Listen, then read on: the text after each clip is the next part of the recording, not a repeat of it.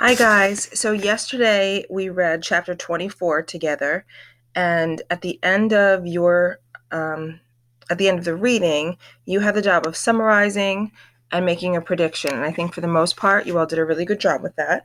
And I just wanted to start with some of the predictions because we're going to find out what some of the important things are going to happen now. So many of you said that you thought that Opal would find Winn-Dixie, and that many of you also said that you thought that she would also finally get to see her mom again. So we're going to see if maybe at least one of those things happens in this next chapter. So we're going to read chapter 25. We heard the music before we even got to Gloria Dump's house. We heard it almost a block away. It was guitar playing and singing and clapping. I wonder what's going on, my father said. We walked up Gloria's sidewalk and around back, through her yard and into her kitchen. What we saw was Otis playing his guitar and Miss Franny and Gloria sitting there smiling and singing, and Gloria holding Sweetie Pie in her lap. Amanda and Dunlap and Stevie, excuse me, were sitting on the kitchen floor, clapping along and having the best possible time. Even Amanda was smiling. I couldn't believe they were so happy when Dixie was missing. We didn't find him, I shouted at them. The music stopped and Gloria Dump looked at me and said, Child, we know you didn't find him. You didn't find him because he was right here all along. So I'm just going to stop for a minute. Can you imagine? Just think about your pet, if you have one, going missing. And being out there in the rain, you're calling and screaming for him. And then after all that, he was right exactly where you left him. She took her cane and poked at something under her chair. Come on out of there, she said. There was a snuffle and a sigh. He's asleep, she said. He's plumb wore out. She poked around with her cane again, and Winn-Dixie stood up from underneath her chair and yawned. Winn-Dixie, I hollered. Dog, Gertrude squawked.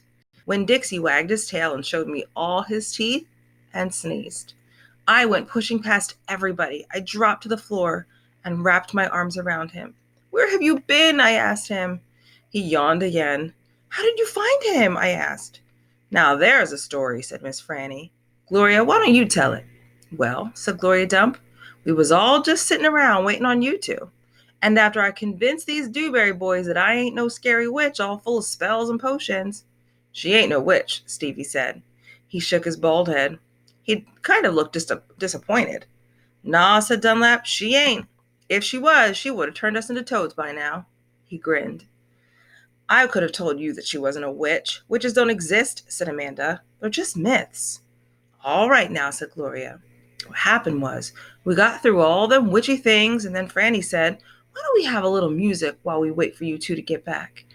And so, Otis played his guitar, and woo there ain't a song he don't know. And if you don't know it, he can pick it right up he can pick it right up quick if you hum it to him. He has a gift. Gloria stopped and smiled over at Otis, and he smiled back. He looked all lit up from the inside. Tell what happened, Sweetie Pie said. Tell about that dog. So, said Gloria, Franny and me, we started thinking about all these songs we knew from when we was girls. We got Otis to play them, and we started singing them and teaching the words to these children. And then somebody sneezed, Sweetie Pie shouted. That's right, said Gloria. Somebody sneezed, and it wasn't none of us.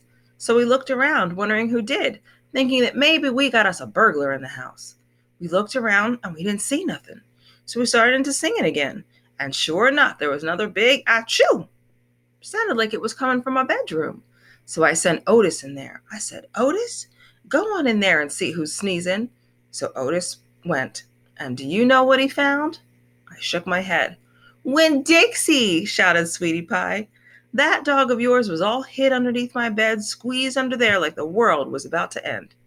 But he was smiling like a fool every time he heard Otis play the guitar, smiling so hard he sneezed. My daddy laughed. It's true, Miss Franny said. It's the truth, said Stevie. Dunlap nodded and smiled right at me.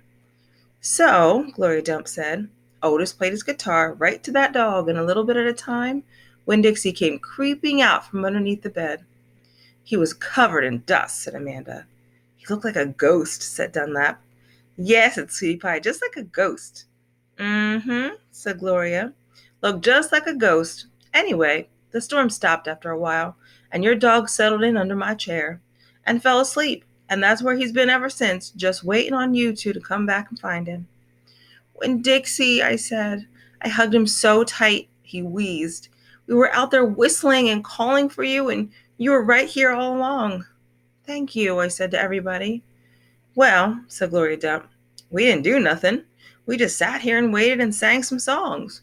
We all got to be good friends. Now the punch ain't nothing but water now the punch ain't nothing but water, and the egg salad sandwiches got tore up by the rain. You got to eat them with a spoon if you want egg salad. But we got pickles to eat and litmus lozenges, and we still got a party going on. My daddy pulled out a kitchen chair and sat down. Otis, he said, do you know any hymns? I know some, said Otis. You hum it, said Miss Franny, nodding her head. He can play it. So my daddy started humming something, and Otis started picking it out on his guitar, and Winn-Dixie wagged his tail and lay back down underneath Gloria's chair. I looked around the room at all the different faces, and I felt my heart swell up inside me with pure happiness. I'll be back in a minute, I said. But they were all singing now and laughing, and Winn-Dixie was snoring, so no one heard me. So a couple of things. I want you to summarize again what happened in this chapter, and then you have to remember that a summary should be a paragraph. So now we know that a paragraph has 4 sentences.